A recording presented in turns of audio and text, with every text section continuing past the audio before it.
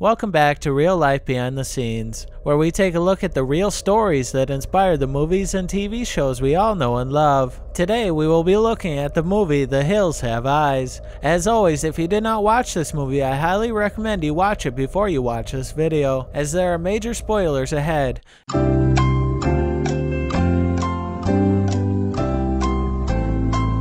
Back? Okay, perfect. For those of you that haven't seen it, and those of you that forgot, I'll give you a quick plot summary. A family are heading for San Diego with their campers when an accident strands them in the middle of the desert. They, however, are unaware that they've ended up stuck near the site where decades earlier nuclear testing gave rise to a group of mutant monsters who have developed a taste for human flesh. The group of cannibals stalks and murders the family one by one. Very gruesome, but there's no way this can be real, right?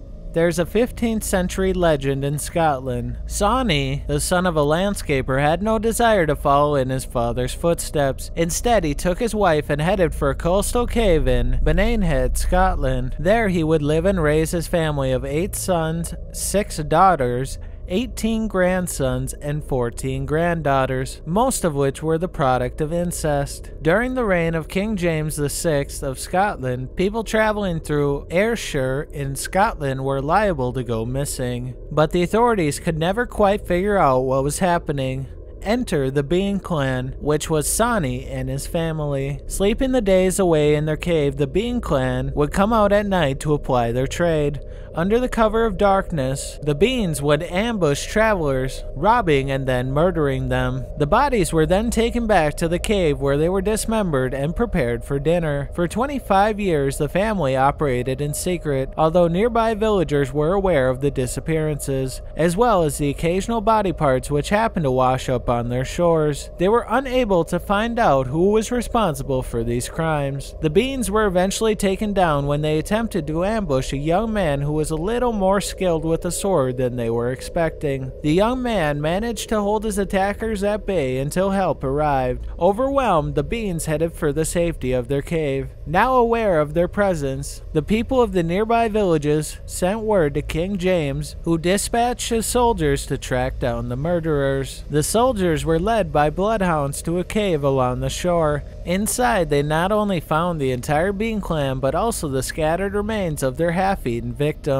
The Beans were immediately taken to Edinburgh, where they were condemned to death without trial. The men were castrated before having their hands and feet severed. They then eventually died slowly from the blood loss. After being forced to watch the men of the family die, the women and children were then burned alive. Their 25 years of terror was now over. In the end, it is believed that the Bean family claimed over 1,000 lives, or so the legend says. There are historians who dispute the Bean Clan's existence, and others that say the legend, if true, has been greatly exaggerated. The first printed version of the tale didn't come out until about the 18th century. Additionally, there are no reports of over 1,000 people going missing in the region during the 15th century. And there's also no written evidence of such a grisly family-style execution. However, there are several records from the 15th century that do document periods of famine forcing some to resort to cannibalism. It is also believed that Sawney Bean's family may have existed centuries earlier, during Scotland's Dark Age,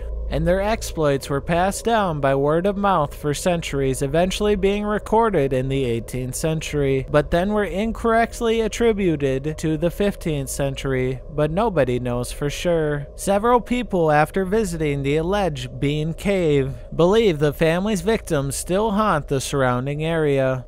But now I want to know what you guys believe. Do you think The Hills Have Eyes is a good retelling of this old Scottish legend? Let us know in the comments below. And if you enjoyed this video, please leave a like and maybe even subscribe for more great content. We do all the research so you don't have to. And as always, I'm Alex, and I hope you have a fantastic day.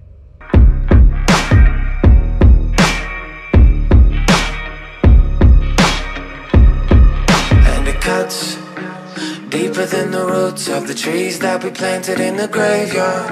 I don't think these scars will ever fade off. Good thing nothing seems to faze us. So numb